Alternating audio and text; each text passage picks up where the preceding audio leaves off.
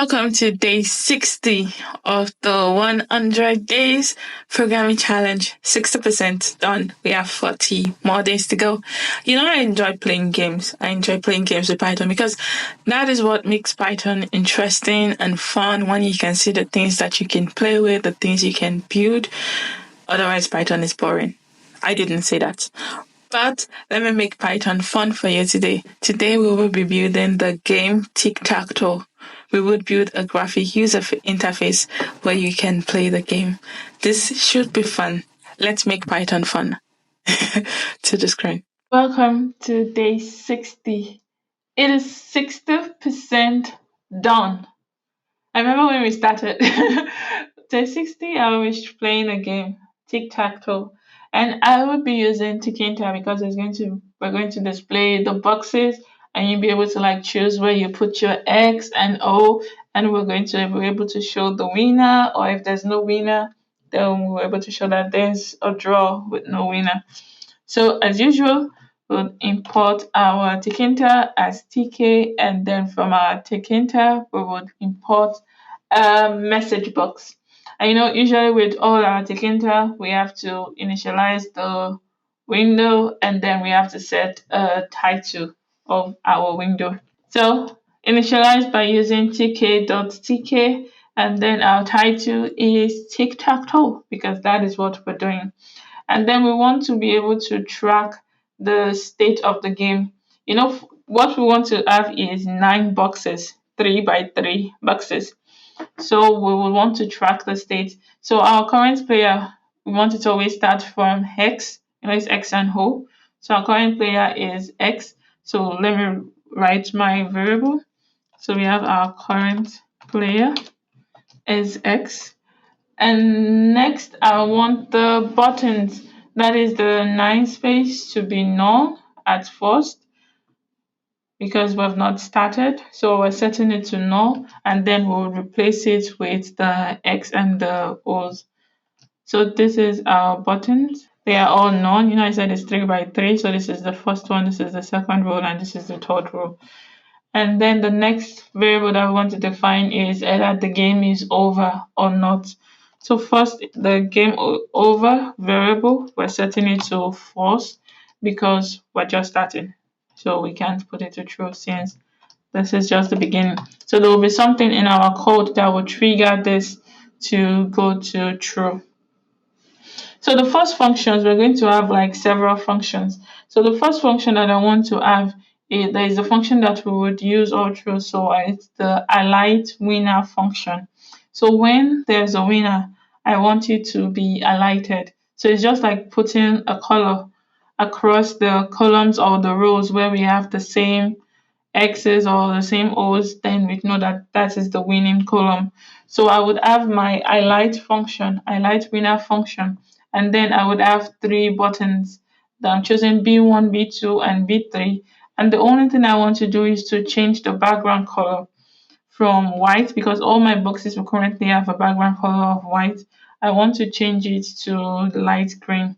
So this will make it clear that the player with the 3 cells has won the game. So this is my first function. We're highlighting the winner of the game.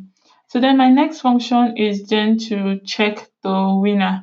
And you wonder that the check the winner function should come first, but then because this function will be used in the check the winner function, that is why I just decided to define it first. So we now want to check if there's a winner or if there is a draw. So I would have my check winner function. And what do I want to check? I want to go through each rows. I want to check the rows. I want to check the columns. I want to check the diagonals to be sure if we have the same elements, the same X, the same O's in the rows and then in the columns. And that's how we'll then call our highlight winner function to highlight that, oh, that is the winner. So first is we'll define a global variable. Global as game over, because once we found the winner, then the game is over, obviously. And then let's now check for our rows first, and then we'll check for our columns. It is always going to be, we're checking 3. So I will use the range function for row in the range of 3. I remember I said row was starting from 0, 1, 2. So it will stop at 2. And then we have our 3 elements in the rows. So we have 4 rows in range of 3. So we're first checking the text in our first entry, our first column. So our row at 0, if the text is equal to our row at 1, and if it is equal to our row at 2. So that means if we have x here is equal to x here, it is equal to x here on a particular row. And if it is not empty, then we want to call our highlight winner function. That means we want to highlight these buttons to light green. We want to change the background color to light green. We want to change this to light green. We want to change this to light green. And then that means we have a winner. So I want to use my message box that we imported here. And I want to show that, oh, game winner. And I want to show the player, the text that, oh, this player wins. So it will be, if it's X player that wins, then it will be player X wins. Or if it's O player that wins, then it will be O player wins. And then my game over that was false here will then be changed to true because we finally have a winner, and then we'll return that. So this is for our rows. Then it's exactly the same thing for our columns. If our columns, we have the same elements on the 3 columns, then we know that we have a winner. We'll call our highlight winner function, and then we'll highlight it. So see, for columns in our range, so you see the same thing. If buttons or column text is equal to 1 text is equal to 2 text, then we know that we have a winner because we have the same element on the 3 entry, the 3 buttons in our row, in the same row and in the same column. So we'll then call our highlight winner function and show our message box that this player has won. I know that also in X and O's we also have in diagonals. So in different diagonals, if we have the same element in one diagonal, we know that we have a winner, or if we have it in a different diagonal, we know we also have a winner. So let's check the diagonals. So you see now we have if 0, 0. Imagine an Excel spreadsheet or a box. So the first row is 0, the first column is 0. So we have 0, 0 and 1, 1 and 2, 2 and the rest. And if we have the same element in them all, we know that we have a winner, and we should highlight that. I will show you when we have the box so you can see it. And then we'll turn game over to true, and then the same thing for the other diagonals, and then we'll return. Okay, so now we have to check if there's a draw. Checking if there's a draw is that if we don't have, if all these conditions are not true, if we don't have them like the same element on the same row or the same element on the same a single column or in the diagonals, then we have to check that, oh, is it a draw? Is it not a draw? We're checking all buttons if it's not empty, and for row in the range, for columns in the range, and it is not game over, so we want to show that it is a draw. So the function that we would have is the undo button click. We want to call this function when the user clicks a grid, and if the box is empty and the game is not over, then we want to set the text on the button based on the current player mark, that if it is X, then it should be X, and if it's the player O that is playing, then you can also change it to O.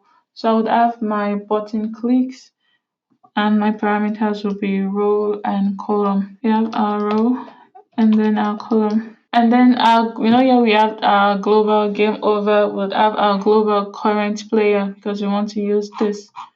So global current player. And then we'll then check if it's empty, and if it's not game over, then we'll put the text to be the current player text, which is X, that we defined here as X. And then if it's not, then it's going to be O. So I'd have an if condition that does the check that, oh, is it game over? And so on and so forth. So you see, if our buttons, row and column text is empty and it's not game over, then put the text is then equal to our current player. Our current player that we define is X. If it's not X, then it is 0. So then I'm changing the color. it's black. If current player is X, or else it is blue. And then after we do this, we will then check the winner. We'll call our check the winner function. So we call it every time that we enter a text, anytime a grid is clicked, to be sure that it will check true to see if we already have a winner,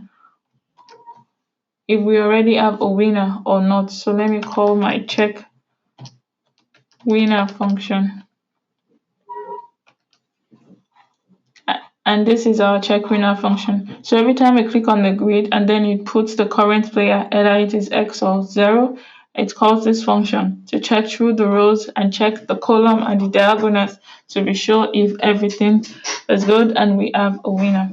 And then we will then switch the player after each X. Then we also have to have a Y. So we define our current player as X. Now our current player will then be O. Did I say Y just now? Sorry, X and O. After we've done all this, we then want to change our current player to O. So if our current player is X and we've completed this, then our current player then becomes O. But if it's not X, then you know that it is O, and then we're changing it back to X. So this is like the point where we check that is this current player, is it X? If it's X, then change it to O. If it's not X, then make it X. That's what this actually does, it switches the player. So this is our function that we're using to check the button clicks. Once the user clicks on a grid or a box and it is empty and it's not game over, then we want to put the text. What is our text? Our current player is X. Then we put it there and we put the color to be black. If the player is equal to X, if the player is not equal to X, then we want our text, the color to be blue. And then we check the winner with every click to be sure that we have a winner or we don't have a winner. And then we switch our player. We check is our current player. If the current player is X, then we change it to O. If it's not X, then the current player then stays at X. I know we want this game to be played like multiple times, so we want to reset the game. So we'll use our current player and then our game over. If it is true, then we will reset it and we'll start the whole process all over again. So I would have my reset game function. You see, we're calling our global current player and our game over. So its current player is X and then the game over is false. And then we check the range for columns in range. And then if the text is empty, and then we would use the system button from face. So this will put a button in our grid that we'll use to reset the game. So we've had all our complete functions. So now let's create our grid. We'll create our grid. We'll set our height to 3, and then our width to 10, and then we'll choose our font type, our font size, etc. So it's still the same for row in the range 3, and then for column in our range 3, because I said it's going to be like a 3 by 3 rows and column. And then we would have our buttons, our ticket of buttons. So each would be a buttons with this width and this height, and this is the font. And then we would have our row and our column, and then we'll call our button click, the R and the C using lambda. And then our buttons row and column dot grid equals to our row and our column is COL, because that's what we've been using in all our functions. So we also have to add our reset button, and the command would be our reset game. So we'd have a button that when you just click on it, it resets the game. So it calls our function. We're calling our function in our reset button. So ticket button text.reset. This is our font type, our font size. Our command is the reset game, and our reset grid, we have the row and then the column and the column span.